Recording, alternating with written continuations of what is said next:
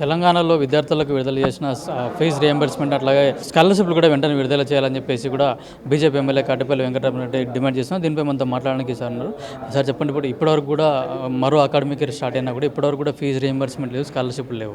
దీన్ని మీరు ప్రభుత్వాన్ని ఏం డిమాండ్ చేస్తారు? 5 years నుంచి ప్రతి గవర్నమెంట్ చెప్పిన ఆధారాల ప్రకారంగా 12 లక్షల మంది ఎన్రోల్ అవుతున్నారు అని చెప్పారు.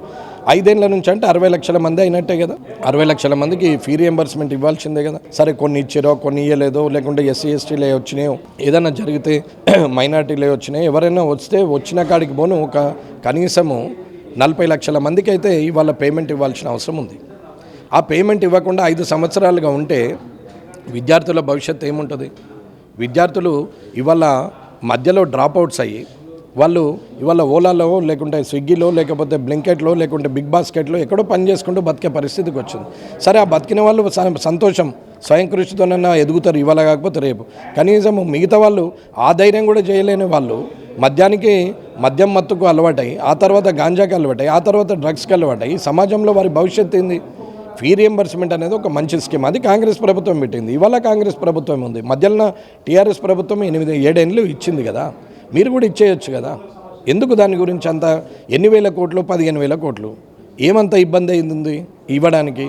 అనవసరమైన ఖర్చులు, అనవసరమైన నానాయాగిలు చేసే బదులు, పనికిరాని పనులు చేసే బదులు ఇది పనికొచ్చే పని, దీనికి ఇవ్వచ్చు కదా అనేది నా డిమాండ్. అంటే ఇప్పుడు కొన్ని స్కూల్ కానీ కాలేజెస్ కూడా ఫీజు కడితే మేము సర్టిఫికెట్లు ఇస్తామని చెప్పేసి కూడా డిమాండ్ చేస్తున్నాను. కొందరు ఫీజు కట్టిన పరిస్థితిలో ఉన్న పేద పిల్లలకు కూడా సర్టిఫికెట్లు ఇవ్వకుండా వాళ్ళు పై స్థాయి చదువులు కూడా చదవకుండా ఖాళీగా ఉండాల్సిన పరిస్థితి ఏర్పడ్డారు. దయగల్ల యాజమాన్యం ఉన్నటువంటి కాలేజీలలో పిల్లలకు కొందరికి సర్టిఫికెట్లు ఇస్తున్నారు. సపోజ్ ఇంటర్మీడియట్ తీసుకుందాం, ఫీ రియంబర్స్మెంట్ మీదే చదువుతారు, ఎక్స్ట్రా ఫీజు కట్టలేరు. కాబట్టి వాళ్ళు సర్టిఫికేట్ ఇస్తే వాళ్ళకు రూపాయి రాదు, అదొక ఇబ్బంది. డిగ్రీ కాలేజీలో కూడా ఇంచుమించు అంతే. ప్రొఫెషనల్, నాన్ ప్రొఫెషనల్కి వచ్చేసరికి ఫీజులు ఎక్కువ ఉంటాయి, డొనేషన్లు ఉంటాయి. ఆ డొనేషన్లు ఇప్పుడు సపోజ్ ఒక 10 టాప్ ఇంజనీరింగ్ కాలేజీలు, మెడికల్ కాలేజీలు ఉన్నాయంటే అందులో 50 లక్షలు, ₹1,00,00,000 డొనేషన్ ఉందని అనుకుందాం. ఆ డొనేషన్ ఉన్నప్పుడు ఈ ఫీ రియంబర్స్మెంట్ పెద్ద ఎఫెక్ట్ పడదు, వాళ్ళకు ఇబ్బంది లేదు. కానీ రూరల్ ఏరియాలో బడుగు బలైన వర్గాలు ఎవరైతే ఉన్నారో, రైతు గ్రామీణ కుటుంబాలు ఏవైతే ఉన్నారో వాళ్ళ దగ్గర డబ్బులు లేవు, పేమెంట్ కట్టలేకనే కదా ఫీ రియంబర్స్మెంట్ మీద చదువుతున్నది. వాళ్ళ పేమెంట్ అయితే ఇవ్వాలి కదా. వాళ్ళు ఇవ్వనప్పుడు వాళ్ళు ఎక్కడి నుండి చదువుకుంటారు? అదే కాలేజీలు కూడా ఇప్పుడు మూతపడ్డ పరిస్థితి వచ్చింది. అక్కడ ఉన్న ఉద్యోగస్తులకు కూడా జీతాలు ఇవ్వలేని పరిస్థితిలో కొన్ని కాలేజీలు కూడా మూతపడ్డాయి. ఇప్పుడు ఇంటర్మీడియట్ కాలేజీలు సగం బంద్ అయిపోయినాయి, డిగ్రీ కాలేజీలు 60% బంద్ అయినాయి, ప్రొఫెషనల్, నాన్ ప్రొఫెషనల్లో కూడా ఇంచుమించు 30% క్లోజ్ అయినాయి. ఇలాగే కొనసాగితే ఈ కాలేజెస్ అన్నీ కూడా క్లోజ్ అయ్యే పరిస్థితి వచ్చింది. గవర్నమెంట్ కాలేజీలో చదివిన వాళ్ళకి ఇవ్వరు, ప్రైవేట్లో చదివిన వాళ్ళకి ఇవ్వరు.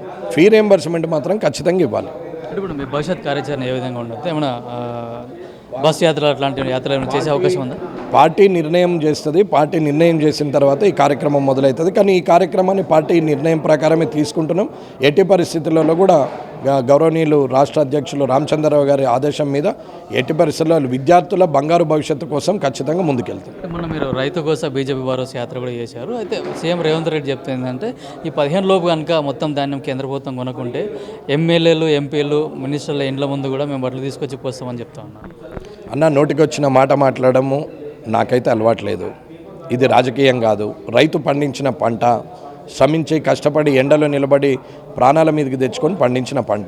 ఈ ప్రభుత్వం ఆ ప్రభుత్వం పక్కన పెట్టి ఫస్ట్ అయితే ధాన్యం ఎత్తిన తర్వాత ఏ ప్రభుత్వం నిర్లక్ష్యం వల్ల ఇవాళ ఇబ్బంది అయిందో కూర్చుని మాట్లాడచ్చు. కానీ పార్టీల పరంగా, ప్రభుత్వాల పరంగా మాట్లాడే సమయము కాదు ఇది. ఆ సమస్య కాదు. సమస్యల్లో ధాన్యం ఎత్తాలి. రాష్ట్ర ప్రభుత్వం బాధ్యత కొనుగోలు కేంద్రాల్లో కొనుగోలు చేయాలి, కేంద్ర ప్రభుత్వం బాధ్యత డబ్బులు ఇవ్వాలి.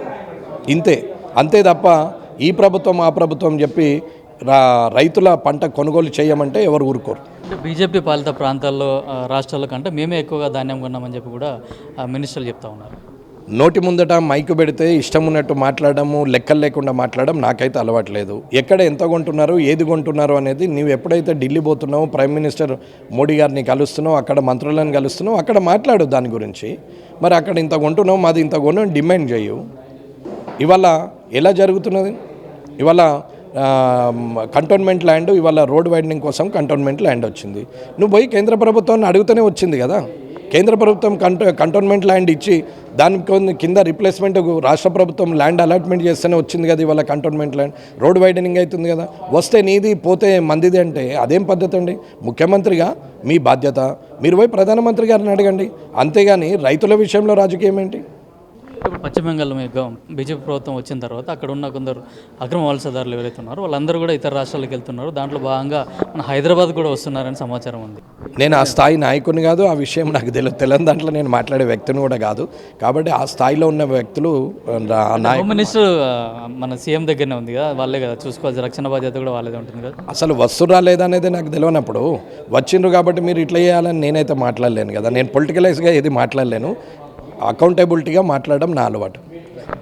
అదే విద్యార్థులకు ఇవ్వాల్సిన ఫీజు రీంబర్స్మెంట్ కానీ స్కాలర్షిప్ కానీ వెంటనే విడుదల చేయాలని చెప్పేసి కూడా డిమాండ్ చేస్తున్నారు. ఒక లేని పక్షంలో కూడా ఆ పార్టీ ఆదేశాల మేరకు మేము యాత్రలు కూడా అంటే విద్యార్థులకు భరోసాగా ఉండే విధంగా కార్యక్రమాలు చేస్తామని చెప్తున్నారు. అయితే ఇక్కడ ఉన్న ధాన్యం కొనుగోలు విషయంలో కూడా సీఎం రేవంత్ రెడ్డి కానీ మంత్రులు కానీ అబద్ధాలు ప్రచారం చేస్తున్నారు. మొత్తం ధాన్యం కూడా కొనాలి, కేంద్ర ప్రభుత్వం కూడా ధాన్యం కొనడానికి చాలా సిద్ధంగా ఉందని కూడా చెప్తా ఉన్నారు. కెమెరామెన్ శ్రీకాంత్, కిరణ్ కుమార్, పల్లవి టీవీ, బీజేపీ ఆఫీస్, హైదరాబాద్.